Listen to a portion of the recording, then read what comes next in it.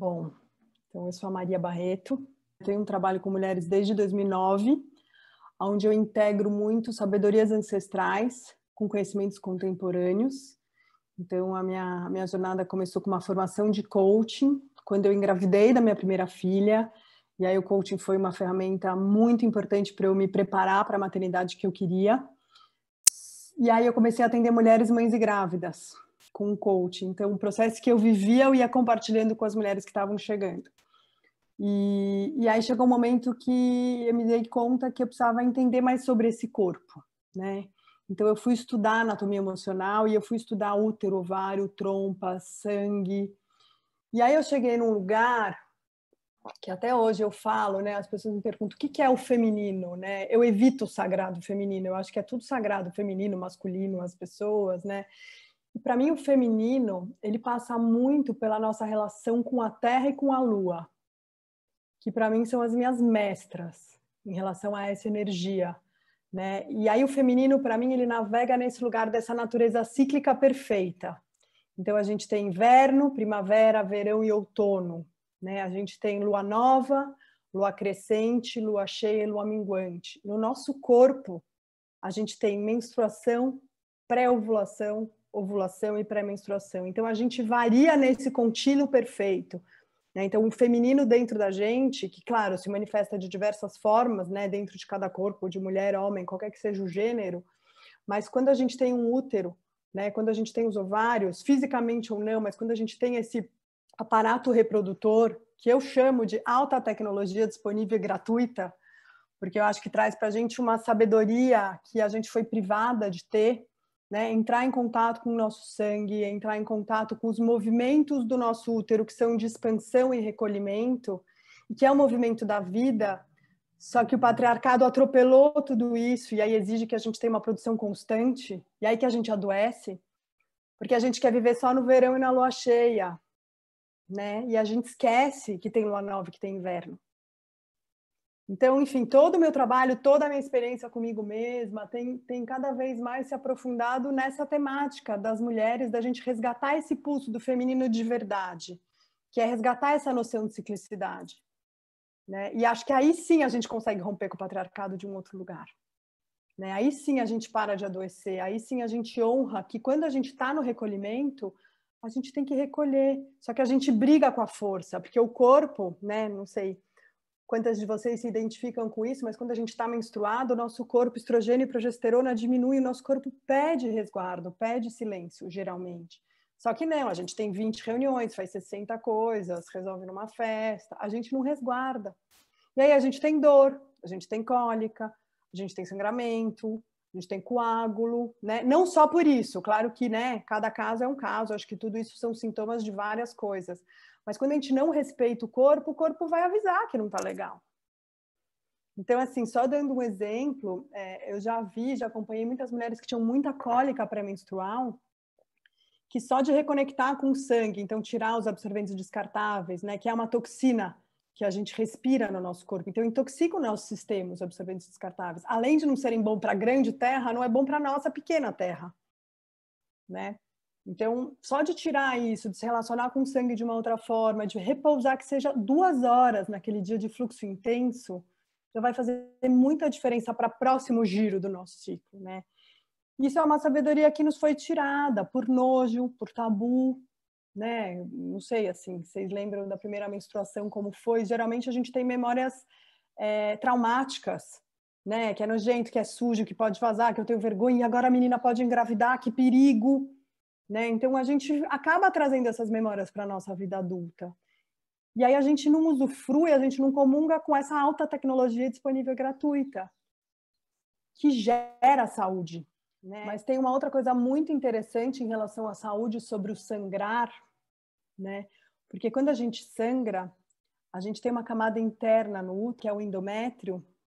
O que acontece? Quando os folículos são soltos dos nossos ovários, né, a gente vai ovular, ele recebe uma mensagem de receber um possível embrião, porque pode acontecer a fecundação.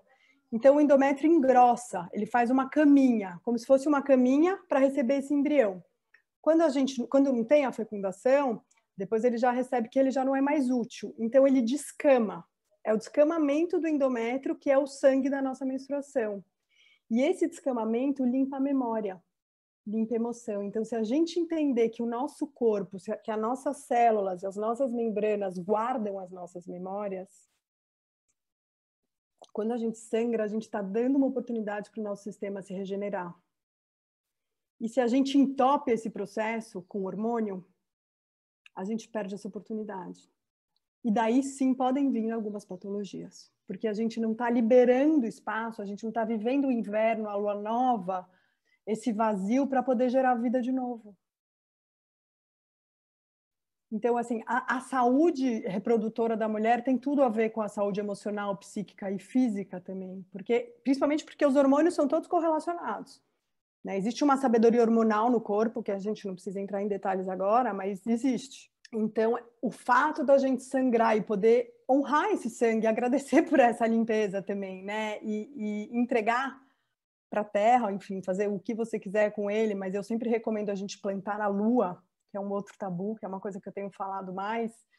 E quando a gente fala da mulher contemporânea, eu acho que é um desafio muito interessante para a mulher contemporânea entrar em contato com o seu sangue, com a sua força, né? Plantar a sua lua, entregar o seu sangue para a terra, limpando, falar, transmuta tudo isso que descamou agora, que eu não quero mais. Tudo que está te impedindo de ser fértil, de ser potente. E a gente carrega muita coisa, tanto ancestralmente, né, quanto do que a gente está vivendo naqueles últimos dias, de medo, de crenças limitadoras, de relações tóxicas, né? E o nosso útero, ele guarda essas memórias. Então, a gente faz processos conscientes e inconscientes de transformação.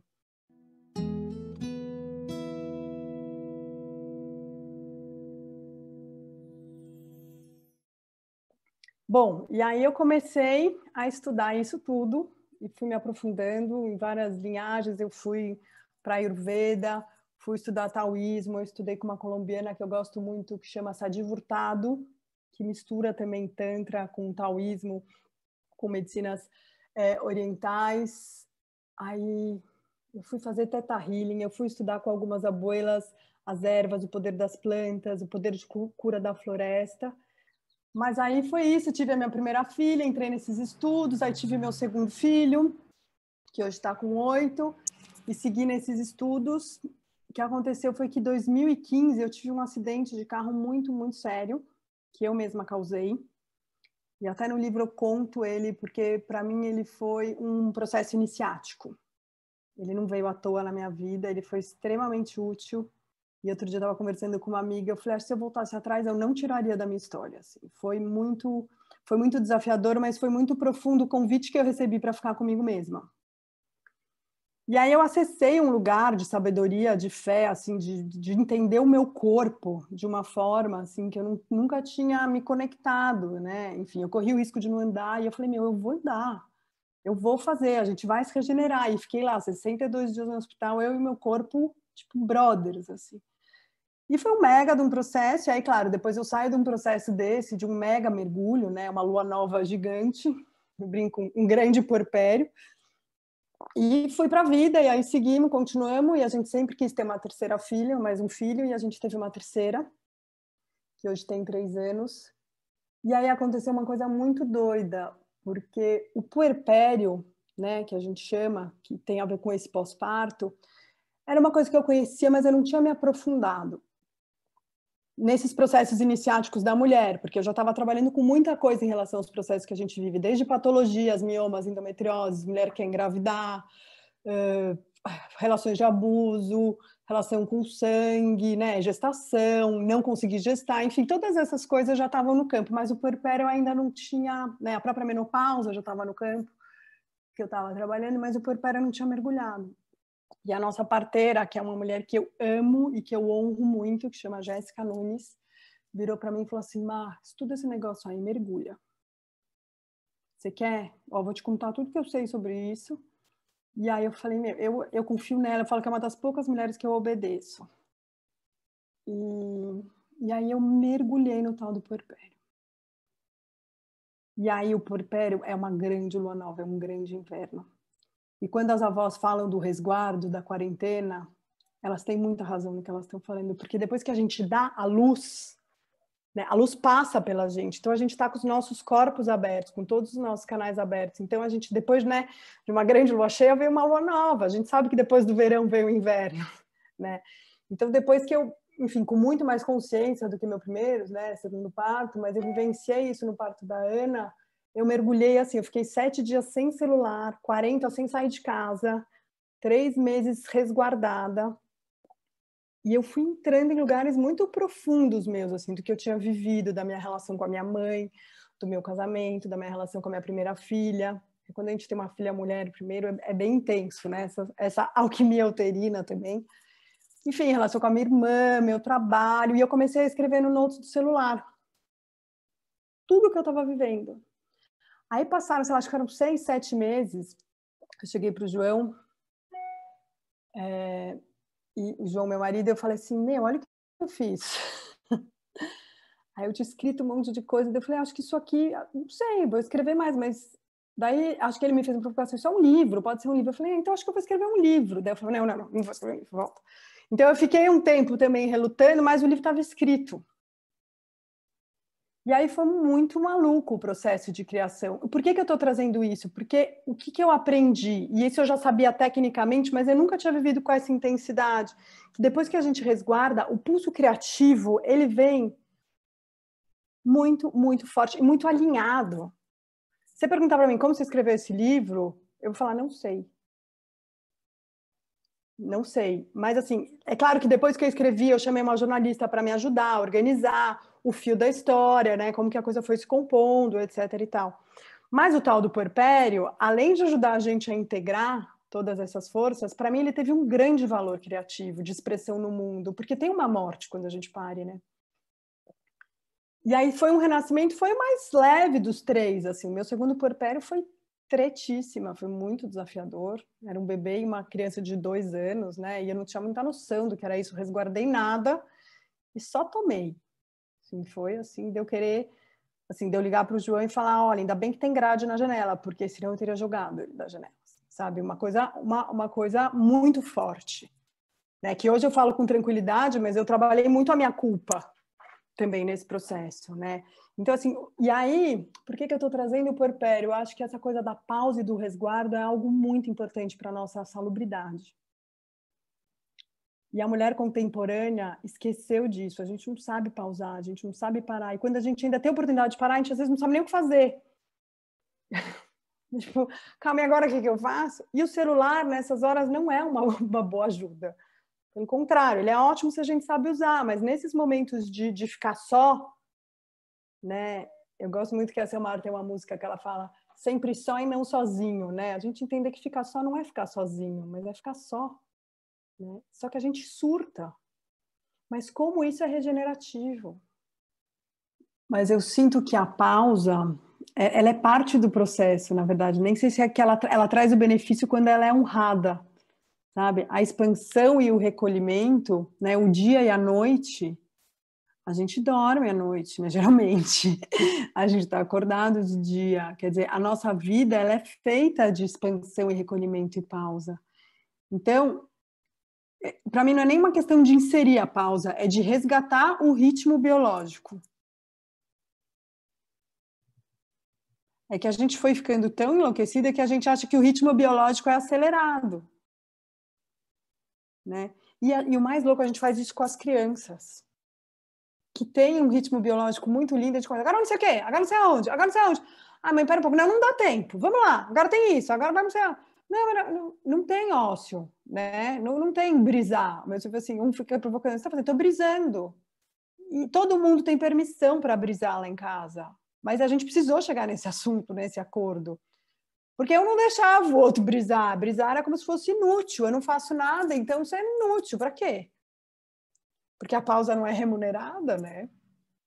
Também, além de tudo, se a gente vai para o macro, né, a gente se remunera pela produtividade. Então, como que a gente resgata esse lugar de pausa que impacta a produtividade, claro, né? Acho que fica esse desafio. Experimenta pausar um pouco na sua vida. E assim, eu não estou nem falando para você meditar durante 2 horas. Vai tomar banho, toma um banho. Entre em contato com o seu corpo.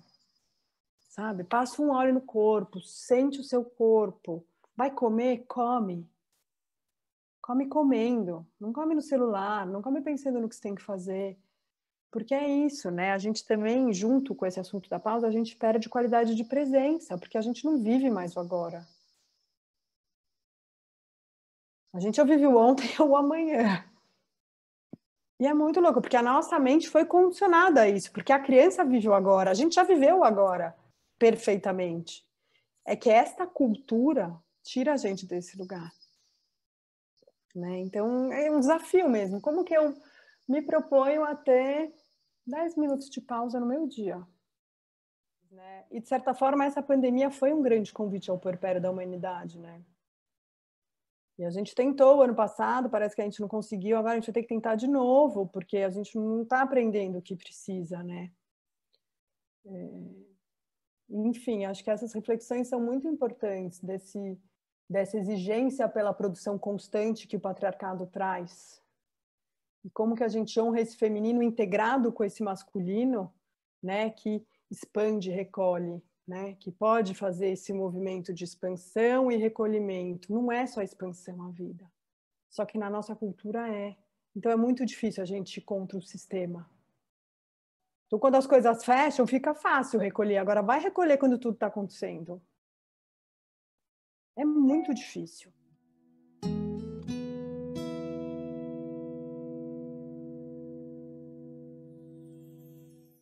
Assim, quem eu desejo, né, que seja essa mulher moderna, acho que me vem, né? Para mim, é essa mulher que pode ouvir o seu corpo, né? Que pode ter consciência das suas escolhas, das suas necessidades, né? Porque hoje a gente tem muitos recursos de autoconhecimento, né? Então, para mim, essa mulher moderna é essa mulher que tem consciência dos ciclos e que respeita, né, essa pausa e essa expansão, né? Essa mulher que acessa a força de onde ela estiver, né? Porque essa mulher existe, ela está dentro de todas nós, né? Então, para mim, a mulher moderna é a mulher que consegue se escutar.